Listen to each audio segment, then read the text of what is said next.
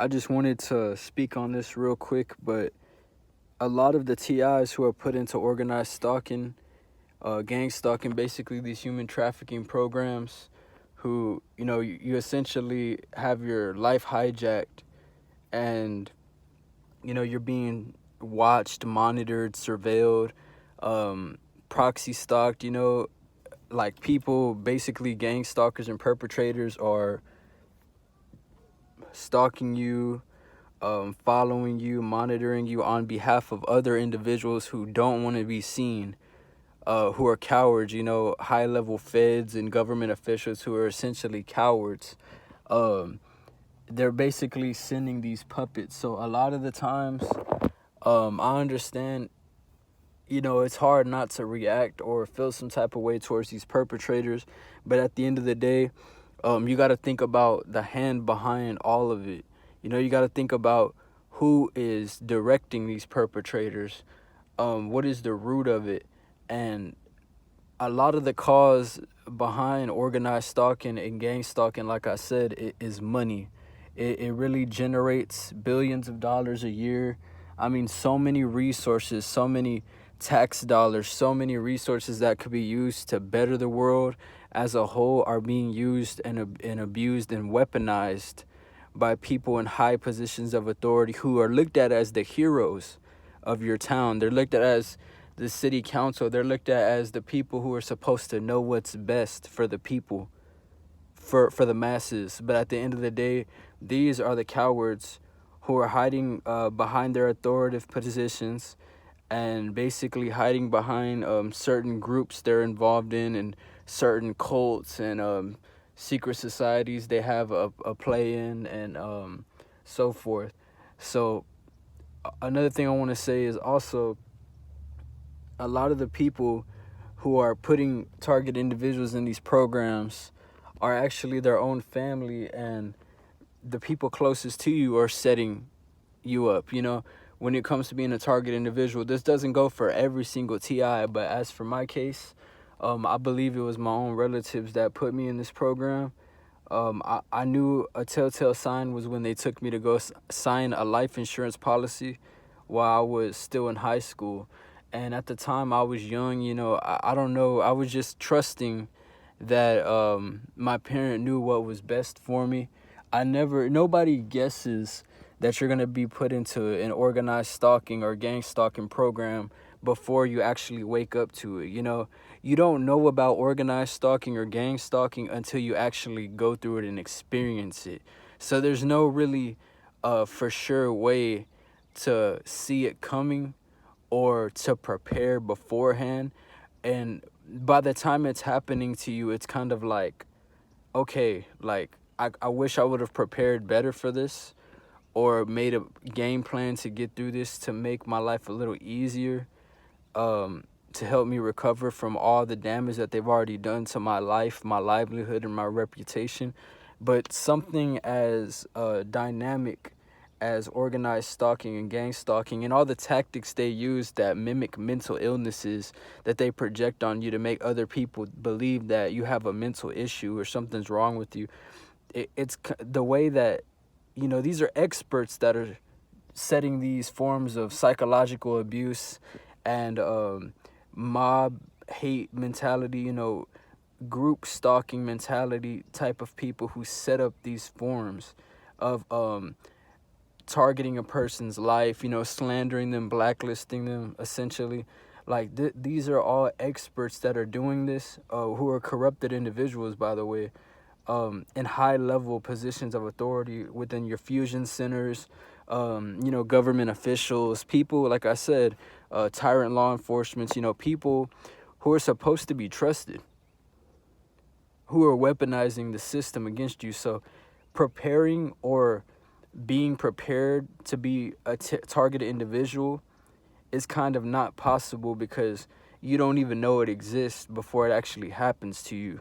So it's so covert in nature that, by the time it's happening to you, you just realize, damn, like, I'm in it now, So all I want to say is that, a lot of these cowards who sell us out, they're within our own family, especially if you come from a narcissistic family where your mother or your father, your stepmother, your stepfather has always hated you or been jealous of you or in a competition with you. I mean, grown people who you're supposed to rely on and expect to have your back are out here, using their children's social security numbers, stealing their inheritances for themselves, forging documents, getting people to stand in court as you know, doing fraud.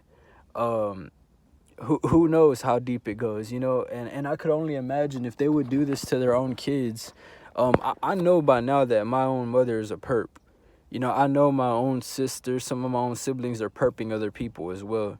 Like, if they would go this far to perp me and put me in this program and just watch a bunch of strangers essentially attempt to set me up or create circumstances where they want me to commit, take myself out. That way they can get paid off my death.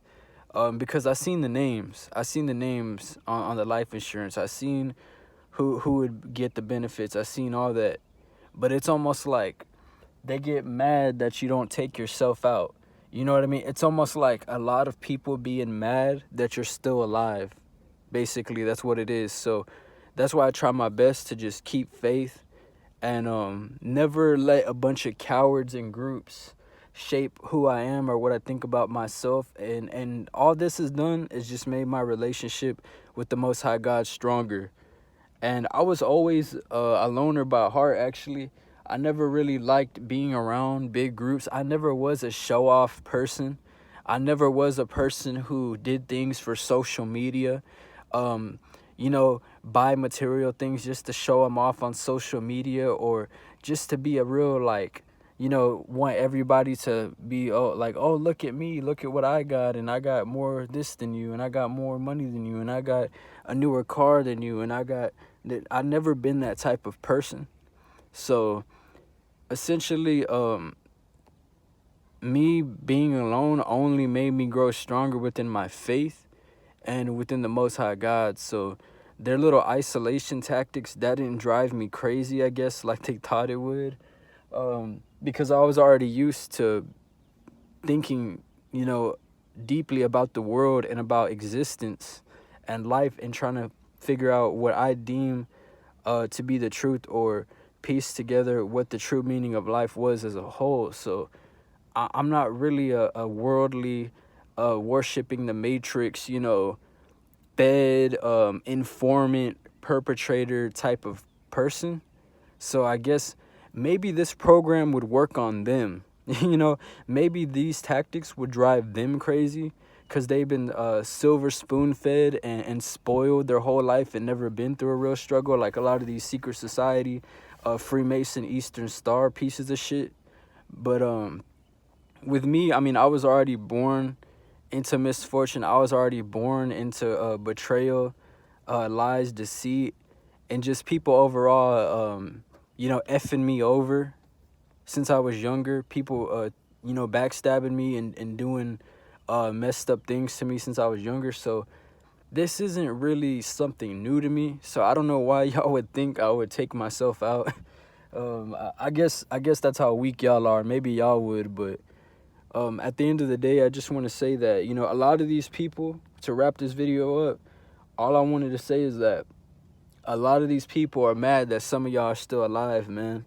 A lot of these people are mad that you're still here.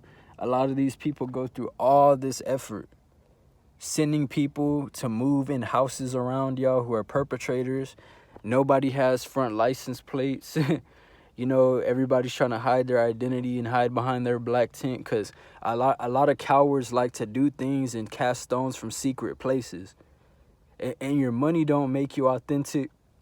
Your job position don't make you authentic. Who you think you are in this society doesn't make you authentic just from your material items and just who you think you know and your connections. Because cowards love groups. And groups of cowards that like to organize, stalk, and gang stalk innocent people and target people, weaponizing their positions, using resources to do it. That only shows me that you're the one who's scared. You're the one who's intimidated. Because I'm still out here walking and riding all through y'all streets, all through your neighborhoods. And I'm not going anywhere. That's the thing. That's the thing about it. Nobody's taking me off no earth. And if somebody wants to come try it, I mean, if you really want to put yourself in danger like that, you know, you can be my guest, but I will not hesitate to do what I have to do to protect my life and make sure I'm safe.